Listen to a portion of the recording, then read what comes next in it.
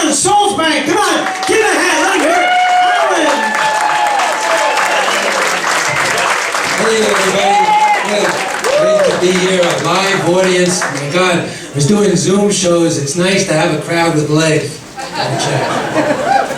And I don't know what the story is, but Zoom is a lot of fun, but I'm 67 years old, right? I shouldn't be expected to perform in the bedroom anymore. Yeah, so how about a big hand for Peter Bales and Rich Walker, huh? Are they great? Unbelievable professors of comedy. I highly recommend you take their class if you want to do this.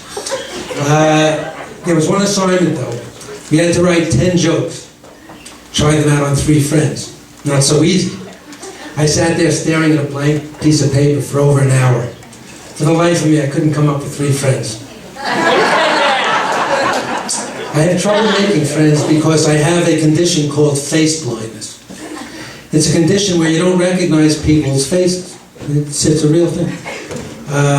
Instead, you use other clues, like the clothes they wear, sound of their voice, sometimes the way they smell. Well, that can cause problems. I once went to pick up my dad at JFK. You would not believe how many old people from Fort Lauderdale wear members-only jackets. Another clue, another tip, people don't like when you sniff them in the airport for some reason. So I'm looking around for 15 minutes. Finally, I hear my dad's voice in the background, right behind me. I don't get it. How's that possible? I'm hugging him, aren't I? Turns out I was hugging some old woman with 5 o'clock shadow. But in my defense, she was wearing a members-only jacket. Where are we now?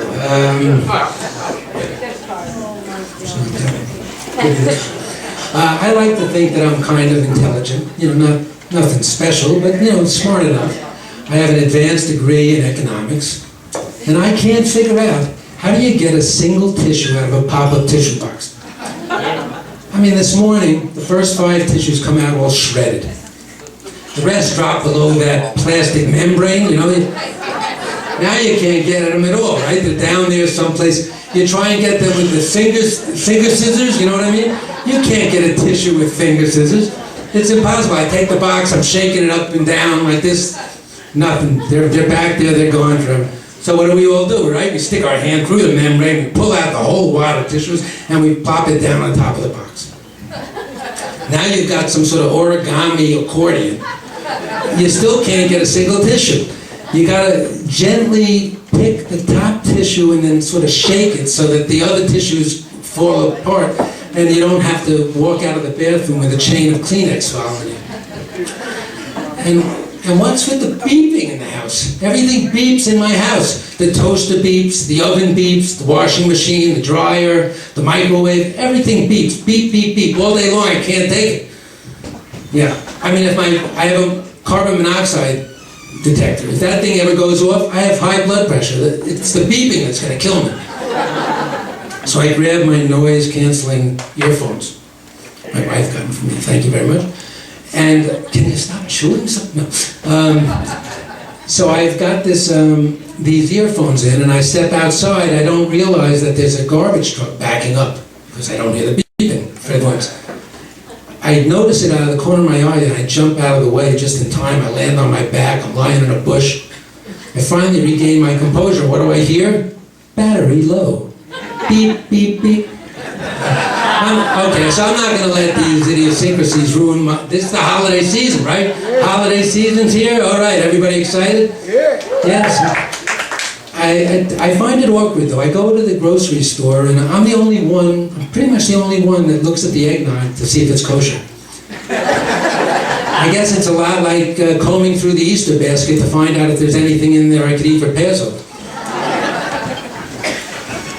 Yeah. I'm going to go to the grocery store now. Okay, they've got a very large grocery store. They're big. They're getting bigger all the time.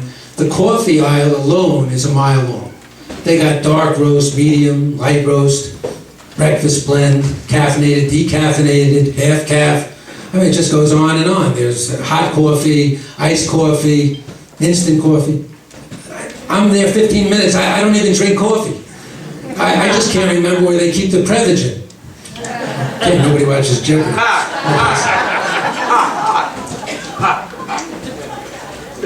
So I wander over. A lot of people watch Wheel of Fortune.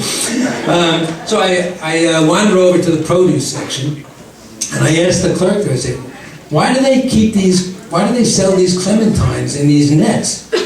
You know, is that how they capture them in the wild? So the guy's a wise guy. He says, no, but they're clementines. If one of them escaped, they might be lost and gone forever.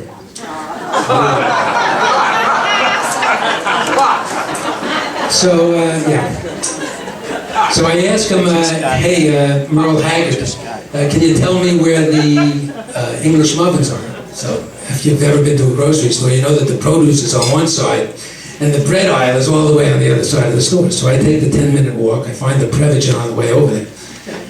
And what happened to the English muffin aisle? Are you kidding me? Do you know how many varieties? There are 100 varieties now of English muffin. It used to be English muffins, that was it. Now there's whole wheat, there's gluten-free, there's with raisins, without raisins, cinnamon. I mean, it's just crazy. And I'm about to leave because I can't find original English muffins. And I catch something called Thomas's Lights, now with 20% more nooks and crannies. I gotta try this, right? So I take that, and I say, on the way to the cashier, I'm thinking to myself, wait a minute, I know what this is. This is shrinkflation. You know what that is? Everybody knows shrink, right? A pint of ice cream is now 14 ounces, right? A half a gallon of orange juice, 52 ounces. And now you've got English muffins, 20% more nooks and crannies, means 20% less English muffin. I mean, oh, by the way, if you want to learn about shrinkflation, I highly recommend the website shrinkflation.org. They have a half-hour podcast, and it's fantastic. It tells you all about shrinkflation. It's a half-hour podcast, only lasts 14 minutes. I get to the cashier, and I got to sign that tablet now. There's no pen, right? You got to use your finger. You can't sign anything with my finger. It's like trying to sign your name with an Etch-a-Sketch. And inflation is terrible. I can't believe I just got a bag of clementines, Prevagen, and English muffins. And yeah, I mean, I think it was close to $100. It was insane. Inflation has gone absolutely bananas. Poor guy in my neighborhood, as a matter of fact, it reminds me, he actually got electrocuted trying to siphon gas from a Tesla. So I get home, and my wife, of course, you know, is sympathetic. I spent the whole day. She knows how aggravated I get at little things. And she says, Alan, I've got good news. I said, oh, good news? What's the good news? He says, I found the watch you were looking for. Oh, you did? Oh, that's great. Where'd you find it? He says, you won't believe it. It was at the bottom of a tissue box in the bathroom.